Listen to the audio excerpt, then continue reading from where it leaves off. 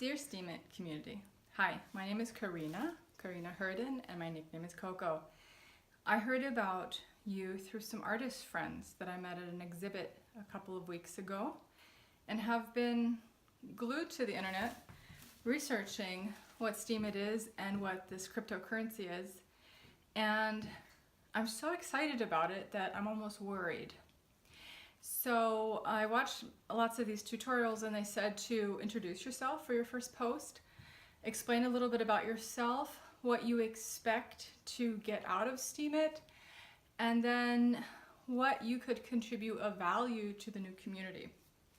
So my closest friends say that I've had 6 lives, so I don't want to make a too long video, but just kind of briefly explain where I'm coming from.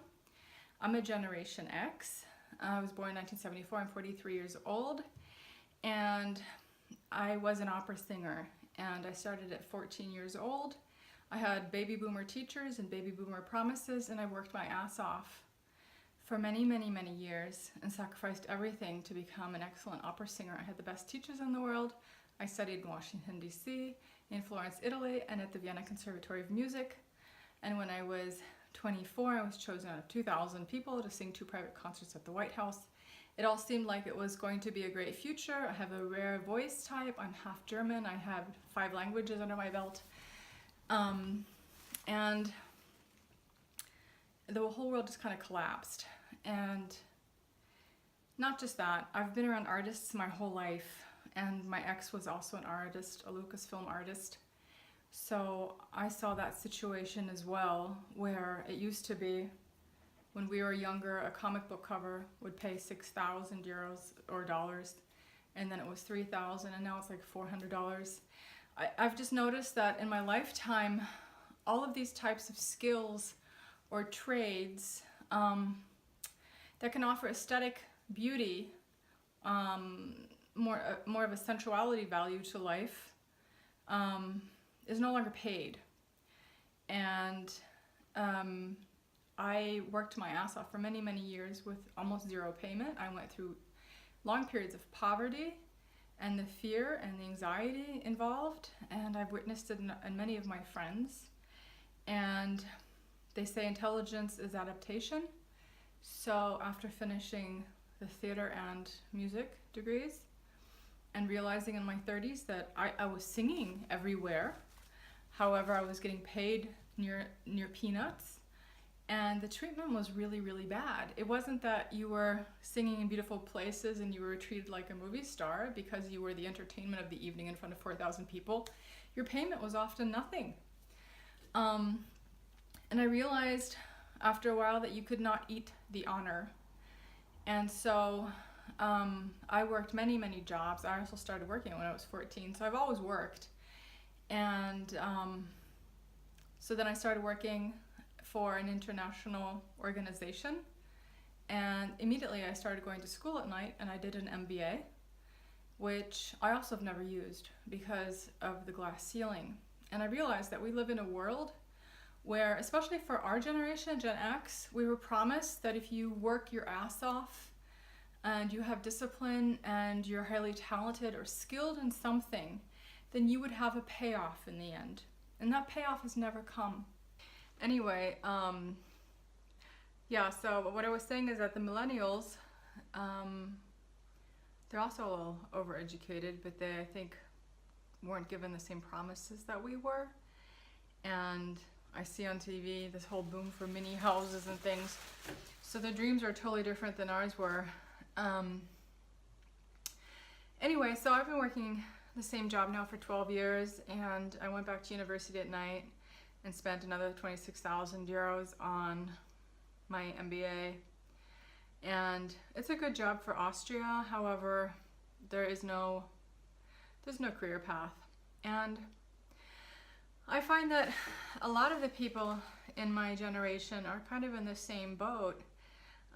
The world just changed drastically in our lifetime with the internet, and taste has changed. And Facebook for me was kind of a godsend because I could express myself creatively as well as with YouTube, and I had kind of a purpose in life. I continued singing in lots of operas and lots of projects, and I would leave work at 5 and go sing in the opera until midnight.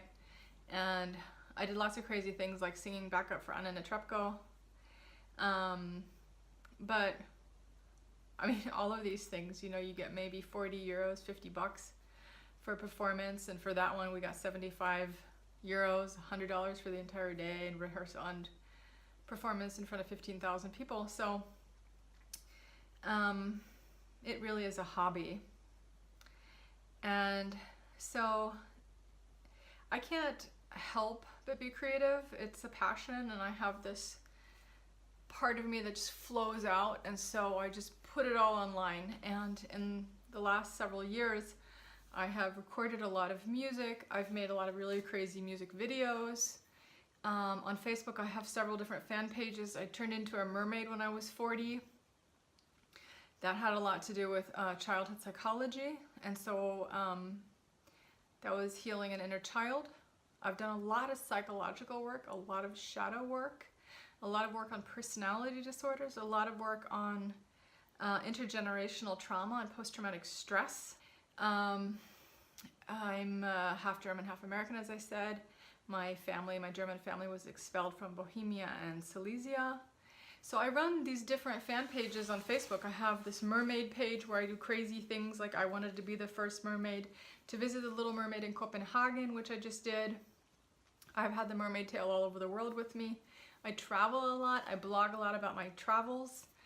I have pictures of myself as a mermaid with a Maasai on the beach in Tanzania. And I then also have, that page is called Mermaid Karina.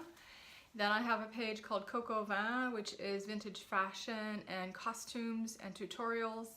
Lots of tutorials and things, which I've been doing my whole life. I've been collecting costumes my whole life because I've been on the stage since I was 6. And as well as rhinestone jewelry, restoration, vintage shopping, antiques, etc.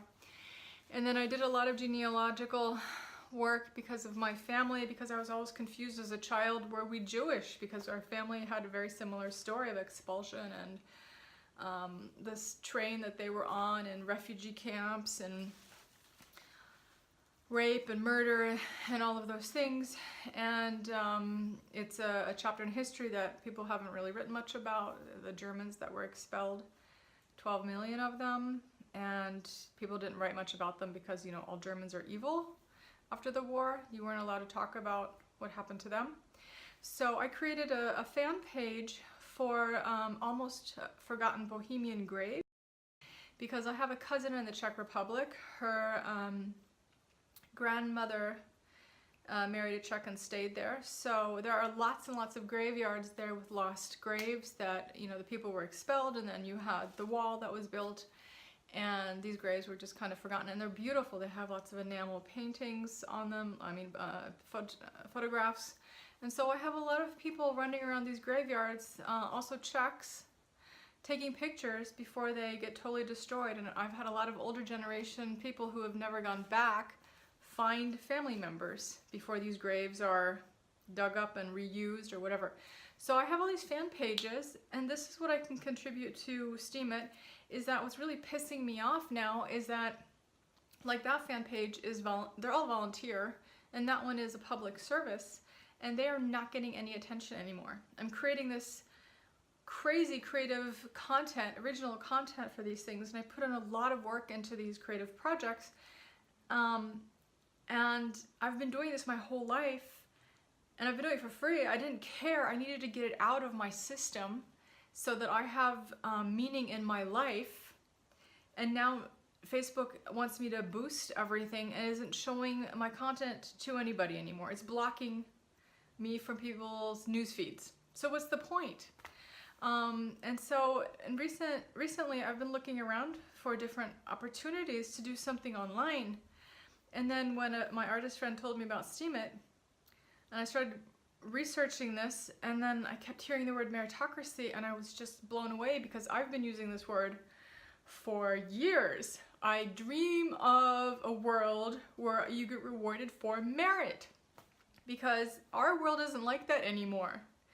And Facebook and blogging and these kinds of things gives people like me a purpose in life, because we have to sit in an office. I sit there 45 hours a week. I do other things as a hobby that I actually studied. I went to university for, and I put in my lifeblood and my passion into these things and was never really paid for these.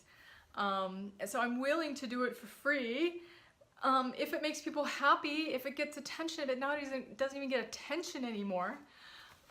So it's kind of like a life and death thing even for artists, because we can't help but create and share our passion.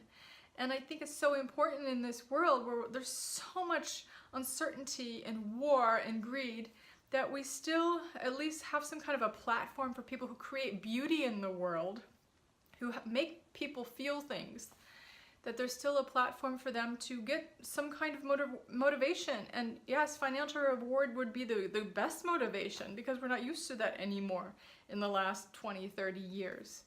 Ironically, I've never used my MBA. You know, I paid it off, but most places have a glass ceiling. You can't even work your way up anymore. I live in Europe. I don't live in the States. Maybe in the States it's different. For the first time, I used my MBA when I was watching all these videos on the new economic system and cryptocurrency, and I was like, yeah, you know, this is great. I could use my artistic skills. I can use my business skills. So anyway, that's what I have to offer of value, is that I can, I have the mermaid stuff, I have the vintage fashions, I have the costume tutorials. I've also blogged about miscarriage, infertility, hormones, natural thyroid, lipedema. I helped create the lipedema group in Austria, and fight so that we finally get an ICD code from the World Health Organization. And the hormones that have to do with that, estrogen dominance. Nowadays, it's kind of in everybody's ear, but 5 years ago, you didn't hear anything about this kind of stuff, or the natural thyroid hormones versus the pharma industry. I've vlogged about all of those things, and I travel a lot, so I have a lot of insight into different cultures. I've been to Iran, I've been all over the Middle East, I've been to Asia. I just got back from Mexico. I swam with a whale shark as a mermaid. I did crazy shit like that. For me, it's just always been, I've just assumed that all of this stuff has no more value. So I just assumed that these things didn't have any more value in my lifetime. And that was fine with me. I had totally resigned myself to that. I went through a period of depression, realizing that I have nothing really to offer that's value. If I'm lucky, it'll get some likes. And what actually kept me going was Elizabeth Kubler-Ross, her book Life Lessons, about the things we don't want to regret when we're older. And at work we have this death table downstairs in the hallway where we see people who have died who used to work for our organization, and so many people retire and then they just die. And I decided that I have to live life to the fullest. I have to suck the marrow out of my life. And so I do all these crazy projects for my life, because my life energy, my lifetime is important to me. And then those are the things that I blog about. And I've had a lot of life experience. Like I said, my friends say that I've lived 6 lives. I've gone through a lot of tragedies in life. It's been very, very condensed, like a roller coaster of amazing, beautiful highs, and then tragedies that just blindside you.